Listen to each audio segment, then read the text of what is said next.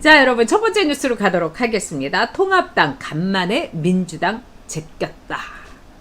네, 참 통합당이 탄핵 이후에 2010년 16년 이후에, 그러니까 거의 4년 만에 처음으로 이 민주당을 제꼈습니다. 진짜 대단한 거죠. 이거 대단한 거라고 저는 생각합니다. 네, 오드레버님 통합당 그래도 정신 차려라 그러셨어요. 자, 통합당이 창당 이래 최고치인 36.5, 민주당이 33.4. 이게 아직 오차 범위 5% 아니긴 하지만 이건 굉장히 우리가 하고 볼만하다고 생각을 합니다. 그리고 특히 저는 이 점은 좀 주목을 해야 된다고 봐요. 서울에서 통합당이 39.8%, 40%예요. 그리고 민주당은 32.6%. 여기서는 완전히 오차 범위 바뀝니다. 거의 8%의 차이가 나는 거예요. 이게 사실은 굉장히 중요한 거라고 봅니다. 왜 그러냐? 서울은요, 우리가 이제 정치권에서는 이제 중원이다. 그래서 중원을 잡은 자가 말하자면은 이 전체 이 구도를 잡는다. 이런 말이 있어요. 그래서 서울에서 이 통합당이 40%를 지지를 했다는 거는 이 민주당에 대해서는 민심이 완전히 등을 돌렸다. 이렇게 볼 수 있는 거죠. 자, 그래서 이제 어떻게 해서 이렇게 됐느냐? 여기에 대해서는 부동산. 뭐니 해도 부동산이죠. 그 다음에 그래서 국민일보에서는 제목을 부동산이 박근혜를 눌렀다. 부동산이 박근혜를 제꼈다. 이런 말도 이런 제목을 뽑기도 했습니다. 또 부동산, 두 번째는 윤희숙 의원의 그 5분 발언, 그 다음에 수해에 대해서 이제 통합당에서 이 호남에 가서 막 이렇게 열심히 한 모습, 또 여기에 대해서 이제 태용호대 이 심상정의 이 효과, 대비 효과, 뭐 이런 것들이 있었던 거죠. 그리고 제가 볼 때는 재밌는 것은 이 통합당이 호남을 제일 먼저 찾아갔는데도 불구하고 이번에 보면은 통합당은 호남을 뺀 전 지역에서 이 민주당을 앞섰다. 이렇게 리얼미터에서 나왔는데 참 이 호남 효과라는 것은 이런 게 있죠.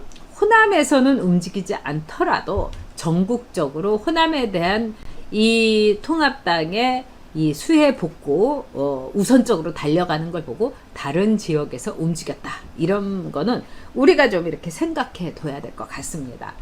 자, 그래서 이 주홍빛님 미통당 잘해서 응원하는 거 아닙니다. 이 무소속을 복당시킬 전제로 미래통합당을 응원하는 겁니다.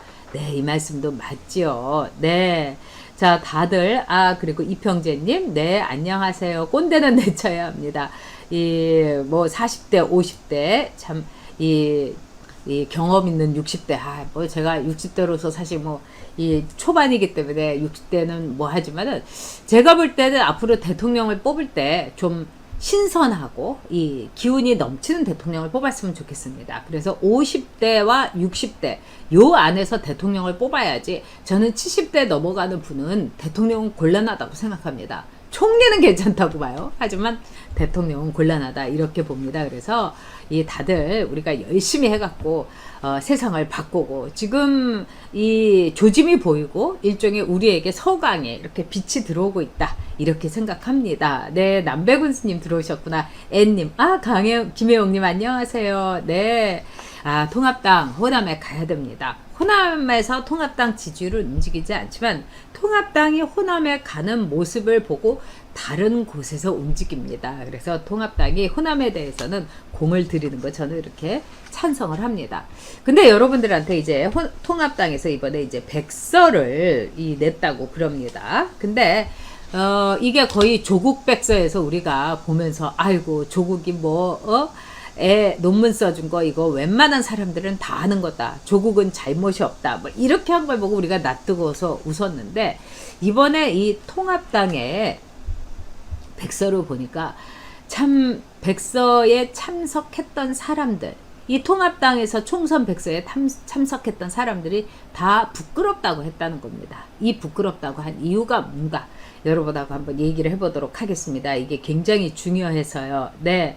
자, 그 다음에 이 태영호 의원 멋지다. 이게 팬들이 많이 나왔죠. 그 다음에 자, 편가르기 정치 하지 말아야 된다고 한 우리 루키루님 말씀 자 옳습니다. 네. 근데 지금 보면은 이 백서에서 제일 문제가 된 게 황교안 책임론이냐 아니면 김용호 책임론이냐 이거였다고 그럽니다. 그래서 또 황교안 쪽에서 나온 사람들은 뭐라 그러냐, 아 이게 우리 황 대표는 참 사람 순진하고 막 이랬는데 이 김용호가 자기 식솔들 다 군데군데 뭐 황보 승희를 비롯해갖고 이 심느라고 이렇게 된 거지, 진짜 우리 황 대표는 이 종로에 나가가지고 소독 이거 저기 소독약 메고 소독한 것밖에 없다고 김용호가 장난쳐서 그렇다 이러고, 또 김용호 의원 쪽에서는, 김용호 대표 쪽에서는 솔직히 말해서 황교안 대표가 이거 찍어놓은 사람이 있었다. 그 다음에 사무총장이 딱 틀고 져가지고 제대로 못하게 했다. 이러면서 서로 이렇게 이 쌈박질을 하고 있다고 하는 겁니다. 근데 어쨌든 제가 보기에는 정말 이런 통합당의 내부의 모습은 지금도 잔존한다 이렇게 봅니다. 그리고 통합당에서 지금 해야 될 건 뭡니까? 버리는 모습이에요. 그리고 지금 통합당에서 부동산이라든가 뭐 윤희숙 의원의 반짝 효과라든가 이런 게 있었던 거지, 통합당에서 잘한 건 하나도 없는 거예요. 그냥 이렇게 정말 시체 리더십이다, 송장 리더십이란 말이 여러분께서 왜 댓글에 올리겠습니까? 그래서 제가 보기에는 지금 김용호 그 위원장 공관위의 패착, 오보 이런 거다 이러면서 서로 저기 책임을 떠넘기면서 막 이러는데, 중요한 거는 통합당이 정신 못 차렸다는 거고, 지금의 상황 속에서 이런 총선 백서를 어중간하게 이것도 아니고 저것도 아니게 낸다는 거는 정말 국민 세금 저는 낭비라고 생각합니다. 통합당은 새로 태어나야 됩니다. 근데 통합당에서 말하자면 기본소득을 앞으로 난 통합당의 새로운 통합당의 개혁, 여기에 1번을 기본소득으로 한다고 하지 않습니까? 저는 그거 반대입니다. 이 기본소득이라는 거는 지금 다른 나라에서요 하려고 했다가 아무 효과가 없었던 거예요. 그리고 오히려 기본소득을 스위스 같은 데는 300만 원씩 준다고 했는데 싫다고 했어요. 스웨덴에서도 기본소득 약 80만 원 한 반년 동안 했다가 아무 효과가 없어서 접은 겁니다. 그리고 스위스라든가 스웨덴은요, 우리나라하고 인구라든가 이런 게 비교가 안 돼요. 스웨덴은 인구가 약 600에서 약 670만, 700만 이 정도 됩니다. 그러니까 스칸디나비아에 여러분이 가보시면 알겠지만 이게 우리나라의 한 도에 불과한 거예요. 그런 데에서의 기본소득의 실험과 기본소득의 효과하고 지금 4,700만 되는 나라하고 이게 비교가 되겠습니까? 그리고 앞으로 통일을 하게 되면 우리는 1억을 넘볼 수도 있는 나라예요. 자, 그런 점에서 이 통합당에서 제가 볼 때는 뭐 5.18 기본정신 넣겠다, 뭐 기본소득 그거 하겠다, 뭐 이런 것들 좀 더 저는 논의를 해봐야 된다고 생각을 합니다. 5.18 민주화 항쟁에 대해서는 저는 이거를 민주화를 위한 하나의 이 절기였다, 항쟁이었다. 여기에 대해서 통합당 의원들이 다 오케이를 해가지고 지금 5.18 민주화 항쟁 지원법이라든가 이게 굉장히 많이 만들어졌어요. 오케이. 하지만 이 통합당이라는 보수 정당에서 어떻게 보면은 이 5.18 민주화 항쟁이라는 것은 시민군이 우리 그 대한민국의 무기고를 탈취를 해가지고 말하자면은 시민혁명이라는 촛불혁명과 비슷한 선에서 있는 겁니다. 여러분, 이건 보수의 가치에 맞지 않습니다. 왜? 보수는 폭력을 증오합니다. 폭력을 혐오합니다. 그렇기 때문에 여기에 대해서 우리가 많은 논의를 해야 됩니다. 즉 전두환 대통령의 쿠데타 역시 폭력 아니냐? 맞습니다. 즉 무기를 들고 했던 거죠. 그래서 저도 그 쿠데타 절대로 12.12 지지하지 않습니다. 그런데 같은 이치에서 저는 12.12 또는 거기에 대해서 폭력이 수반한 모든 것에 대해서는 우리가 좀 더 역사의 장구한 심판을 기다려야 된다, 이렇게 보는 겁니다. 자, 그 얘기를 떠나서 단 하나 여러분에게 말씀드리고 싶은 거. 이거는 자기네들의 개혁 정신에서 잘하고 있다. 이거는 뭐냐? 사선 의원 금지법. 즉 국회의원이 사선을 내리할 경우에 그걸 금지한다. 이거는 굉장히 잘하고 있는 겁니다. 이거는 꼭 밀고 들어가야 되는데 김종인이 그건 뭐 꼭 한다는 법은 없고 뭐 이러면서 안면 몰수를 하고 있는데 이건 안 됩니다. 제가 왜 여러분들한테 국회의원이 내리 4선을 해서는 안 된다. 저는 기본적으로 내리 3선은 해서는 안 된다고 생각합니다. 즉 2번을 했다가 한 번 떨어지고 나서 그 다음에 또 하고 뭐 이런 건 괜찮습니다만 3선을 했다고 하면 그거 자체가 12년이고요. 내리 4선이면 16년입니다. 진짜 직업이 국회의원이죠. 근데 국회의원이 된다는 거 이거는요 늘 유리 정말 도자기 이런 걸 갖고 아슬아슬하게 걸어가는 겁니다. 이 정말 이 줄타기를 하는 겁니다. 그만큼 국민이 주신 권력이기 때문에 국민 앞에서 절대로 강자가 돼서는 안 돼요. 근데 제가 국회에서 이렇게 보니까 재선까지 하고 한번 쉬는 게 좋겠더라고요.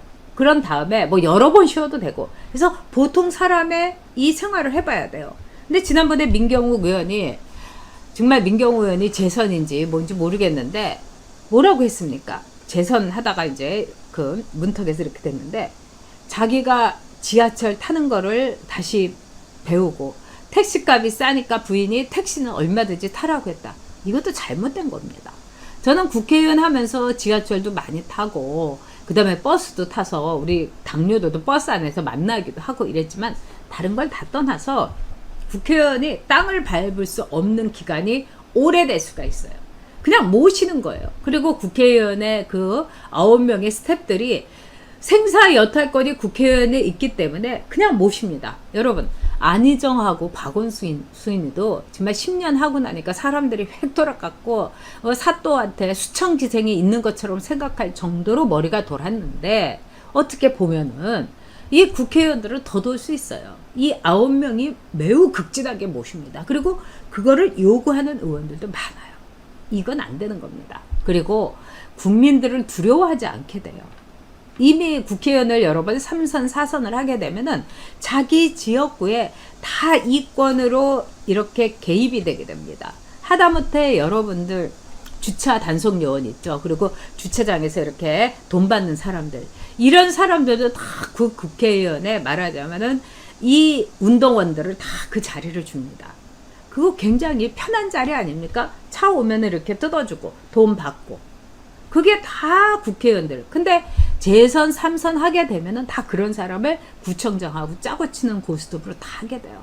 거기다가 이 이권이라는 게 이로 말할 수가 없고요. 그래서 여러분들한테 제가 말씀드리지만 절대로 내리 재선, 내리 3선, 재선까지는 뭐 하지만은 내리 3선은 시켜주는 거 아닙니다. 그래서 이 민주당에서 정말 그런 의원들이 너무 많아요. 이번에 민주당에서 거저먹은 사람들이 많습니다. 그래서 다음에 내년에 보궐선거에서 여러분 민주당 절대로 찍으시면 안 되는 거고요. 정말 맛을 보여줘야 됩니다.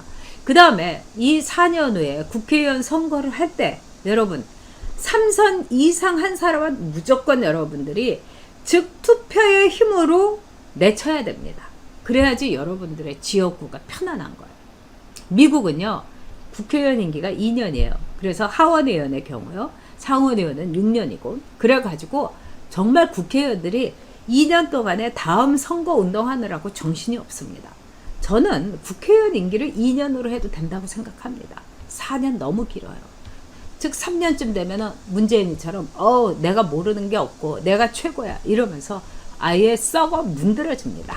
그래서 이 통합당 간만에 민주당을 제꼈는데 통합당의 자신들의 개혁 백서의 1번은 기본소득이 아니라 국회의원 4선이 아니라 내리 3선 우리는 공천하지 않는다. 이걸로 해야 됩니다. 그게 바로 기득권을 내려놓는 거이기 때문입니다.